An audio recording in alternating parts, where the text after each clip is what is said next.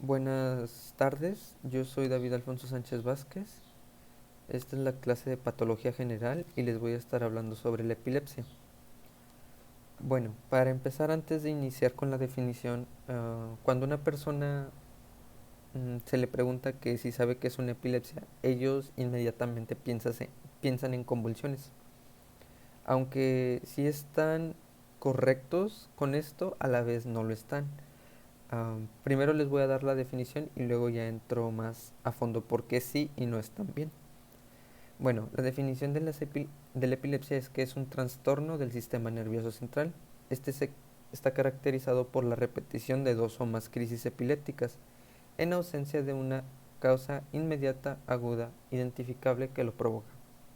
Bueno, a lo que les había dicho anteriormente, la epilepsia es el trastorno del sistema nervioso central, como aquí dice, y llega a causar las crisis epilépticas, que también se les conocen como convulsiones. Para una persona para identificar que una persona padezca de epilepsia, esta persona requiere de haber padecido por dos o más convulsiones o crisis epilépticas. Su epidemiología: aproximadamente 50 millones de personas en el mundo viven con epilepsia. Esta es la enfermedad neurológica más común a nivel global. A nivel mundial, alrededor de 2.4 millones de personas son diagnosticadas con epilepsia, esto cada año. En los países de altos ingresos, los nuevos casos registrados cada año entre la población general oscilan entre 30 y 50 por 100.000 personas. Y en los países de bajos ingresos y medios, esa cifra puede ser hasta 2 veces más alta. En, en México existen alrededor de 2 millones de personas con epilepsia. De acuerdo con la Secretaría de Salud, el 70% de las personas con esta enfermedad pueden llevar una vida prácticamente normal si reciben el tratamiento adecuado. Los factores de riesgo. Estas podrían ser la edad, este es más frecuente durante la infancia y en los adultos de 60 años o más, pero puede ocurrir a cualquier edad. Esto también entra en antecedentes familiares y genética. Se puede presentar un mayor riesgo de padecer trastornos convulsivos, también debido a lesiones craneales, accidentes cerebrovasculares y otras enfermedades vasculares, la demencia, las infecciones del sistema nervioso central como la meningitis, la encefalitis y los abscesos, los fármacos o tóxicos, los tumores cerebrales y los traumatismos, el traumatismo cráneoencefálico, sus abreviaturas vendrían siendo el TCE, o la cirugía en el sistema nervioso central. El mecanismo fisiopatológico. Bueno, el mecanismo que lo genera es la descarga excesiva pero autolimitada de impulsos nerviosos desde un grupo de neuronas cerebrales. La propagación de esas descargas nerviosas pueden deberse a dos razones. Esta puede ser un exceso de mecanismos excitatorios mediados por el glutamato y sus receptores postsinápticos, que vendrían siendo la NMDA y la AMPA, o también puede ser debido a un déficit de la inhibición por parte del GABA y su receptor postsináptico, que vendría siendo el GABA-A. Bueno, aquí como vemos en la imagen, vendría siendo en el aspecto de la neurona excitatoria. Estos circulitos que vemos se les conoce como vesícula, y adentro de estas vesículas están los neurotransmisores, que vendría siendo el glutamato, que es el principal. Bueno, estos se fusionan aquí para que se, la vesícula se deshaga y la neurona excitatoria, que vendría siendo el glutamato, salga en este espacio, que este espacio se le conoce como la hendidura sináptica o el espacio sinapsis. Estas, este glutamato se pasa por medio de pasa a otra neurona por medio de canales de, de sodio y calcio. Estos se abren y, y se unen a sus receptores postsinápticos, que vendría siendo en la siguiente neurona, que vendría siendo el NMDA y el AMPA. Y de aquí se vuelve a, des- despolari- se despolariza y se vuelve a repolarizar para volver a continuar con la descarga eléctrica, o también conocido como el impulso nervioso. En el aspecto de la neurona inhibitoria, que es la que está aquí abajo, es lo mismo al igual que con la excitatoria. Esta neurona, al igual que con sus vesículas, su, se, se deshacen antes de llegar a la hendidura sináptica, que aquí principalmente su neurotransmisor es el GABA, y estas se unen con su receptor postsináptico, que vendría siendo acá, que vendría siendo el GABA A. Esto para dejar entrar el cloruro. La clasificación. Bueno, como ya se había mencionado, las crisis epilépticas se pueden dividir de tres maneras, que vendría siendo la primera, crisis parciales, que estas pueden ser parciales simples o parciales complejas, y también las parciales complejas, que evolucionan a generalización secundaria. En las parciales complejas están las parciales simples, seguidas de parcial compleja, y las crisis parciales complejas desde el inicio. La segunda clasificación vendría siendo las crisis generalizadas, que estas son las no convulsivas y las convulsivas. En las no convulsivas se encuentran las de ausencia y las crisis atónicas.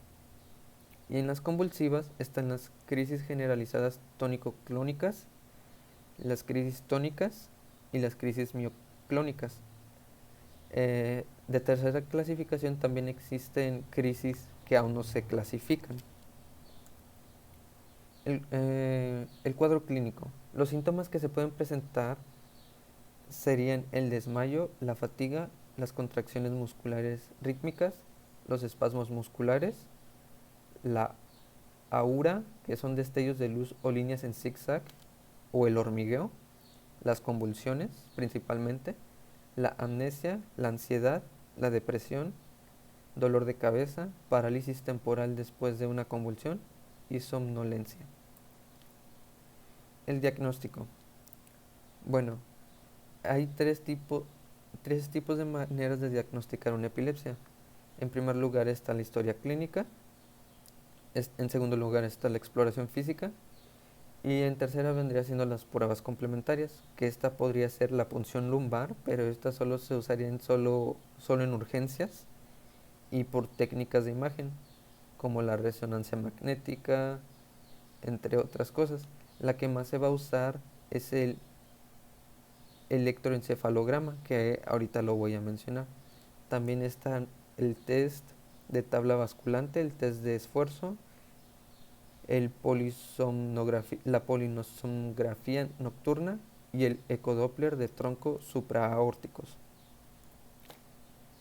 Bueno, como ya había mencionado, el más recomendado es el EEG, que es el electroencefalograma. Como vemos aquí, esta es una imagen. Bueno, este es así es como se representa un electroencefalograma. Cuando nosotros hacemos un electroencefalograma, es una hoja completa, y en este lado de la hoja se van a encontrar letras y números. Bueno, esas letras y números este, se van a basar en las líneas que se, colo- que se, que se colocan en los cerebros debido a los electrodos.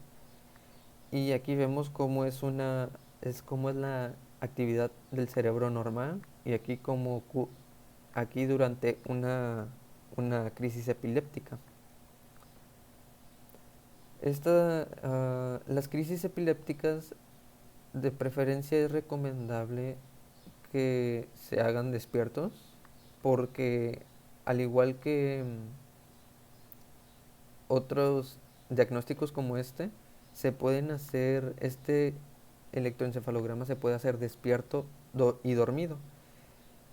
Como vemos aquí en despierto, el voltaje es bajo y la frecuencia es alta. Mientras la persona está dormida, el voltaje es alto, pero la frecuencia baja. Y en una crisis epiléptica o crisis convulsiva, su voltaje es alto, al igual que su frecuencia. El diagnóstico diferencial. El procedimiento por el cual se identifica una determinada enfermedad mediante la exclusión de otras posibles causas. Estas vendrían siendo la síncope, el accidente isquémico transitorio, la amnesia global transitoria, los trastornos de movimiento, la migraña con aura, trastornos del sueño, enfermedades psiquiátricas, vértigo, cuadros confusionales y trastornos metabólicos, endocrinos y tóxicos. El tratamiento. El tratamiento se puede dividir en dos partes, primordialmente en el farmacológico. El uso de fármacos antiepilépticos, así se les llama, hay demasiados, hay variedad, y cada uno tiene su propia indicación, sus contraindicaciones y efectos secundarios. Debido a que es un Debido a que la medicación es muy compleja, el fármaco depende de la edad, el tipo de epilepsia, patrones electroencefalográficos, presencia de otras enfermedades, entre otras cosas. Ciertos fármacos que se pueden usar son la fenobarbital, la fenitonia, la carbamazepina, el valproato, las benzodiazepinas, el oxcarbazepina, la matrogina, vigabatrina, topiramato, gabapentina, pregabalina, lacosamida y levetiracetam. También existe el tratamiento no farmacológico, que esta es el tratamiento que no se relaciona con ninguna insertación de químicos o no se relaciona con los químicos. Esta vendría siendo primordialmente la cirugía. Esta consiste en extirpar el área o la zona del cerebro donde se originan las crisis. Pero esta cirugía solo se hace si las crisis epilépticas se sitúan en una zona del cerebro. La dieta cetogénica, que esta se basa en sustituir los azúcares por las grasas para producir energía. También está la estimulación del nervio vago, que esta consigue en un dispositivo que se coloca en la pared torácica mediante una intervención quirúrgica. Esta se conecta con el nervio vago para generar señales eléctricas de forma regular. Esto con el propósito de que se reduzca el número de crisis en el paciente. También existen las nuevas técnicas, que vendría siendo la estimulación cerebral mediante electrodos profundos, la estimulación magnética transcraneal y la terapia génica. Las complicaciones que se pueden dar están los problemas de aprendizaje, la broncoaspiración de alimento o saliva durante una convulsión, lo cual esto puede provocar neumonía por aspiración, las lesiones a raíz de caídas, golpes, mordidas autoinfligidas, conducir o operar maquinaria durante una convulsión, la lesión cerebral permanente y otros efectos secundarios en los medicamentos. Formas de prevenir la epilepsia. Estas pueden ser evitando las lesiones cerebrales traumáticas, reducir las probabilidades de tener accidentes cerebrovasculares y enfermedades cardíacas, lavarse las manos y prepararse los alimentos de manera segura, esto para evitar la cisticercosis, mantenerse sana durante el embarazo, esto vendría siendo solo para las mujeres, mantener una dieta adecuada, dormir las horas adecuadas y evitar las drogas y el alcohol. Ahora las intervenciones de enfermería. Estas las dividí en durante y después de una crisis epiléptica. ¿Cómo se debe de actuar durante una crisis epiléptica? Bueno, primero debemos dejar tumbado al paciente y retirar los objetos para evitar que se golpee. Colocar algo blando debajo de la cabeza.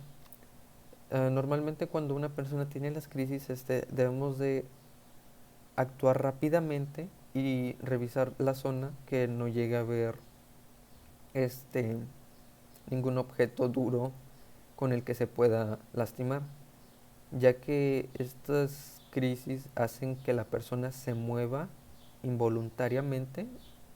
eh, no sabremos si se va a llegar a lastimar físicamente. También está controlar desde el inicio de la crisis la duración y la pérdida de control de esfínteres, aflojar las prendas de vestir que compriman a la persona, esto para favorecer la respiración. Estas principalmente deben de ser en el cuello y en la cintura. Evitar la mordedura de la lengua colocando un pañuelo entre los dientes o cánula de Wedel para mantener la permeabilidad de la vía aérea. Ciertos autores mencionan que a veces sí y a veces no es recomendable colocar un objeto en la boca de la persona. Normalmente se recomienda que sí se coloque algo, pero ha habido casos donde la persona llega a romper el objeto y el objeto se puede llegar a metérsele adentro, lo cual también causaría rasguños y atragantamiento por objetos. Al paciente durante la crisis epiléptica no debe sujetársele, no debe ser agarrado, porque podría ocasionar lesiones no solo al paciente, sino a la persona que lo está agarrando. Y también debemos de dejar que la epilepsia termine. Ahora, después de una crisis epiléptica, debemos de valorar el estado del paciente, comprobar la vía aérea, esto si respira, si tiene pulso, temperatura y la glucemia. Si la convulsión es de origen febril, será necesario aplicar medidas físicas y retirar la ropa. Se deberá de mantener la vía aérea permeable, colocar en decúbito lateral si no existe ninguna contraindicación. Debemos de tranquilizar al paciente y orientarlo. Esto favorece un ambiente no muy luminoso. Cuando la persona deja de tener la crisis epiléptica, hay momentos en que puede tener conocimiento o memoria de que pasó por una crisis epiléptica o no. El que lo está cuidando o el que está ahí atendiendo debe de orientar a la persona por lo que acaba de suceder. También debemos de evitar que se duerma y no administrar ningún alimento o bebida por vía oral. Y por último, si se vuelve a repetir las crisis epilépticas sin recuperación de conciencia, se debe de llamar a urgencias. Hay momentos en que las crisis epilépticas pueden durar hasta minutos, como 30 segundos o más, pero normalmente las crisis epilépticas se dan de minutos, de menos de 10 minutos. Bueno, eso sería todo de mi parte. Muchas gracias por su atención.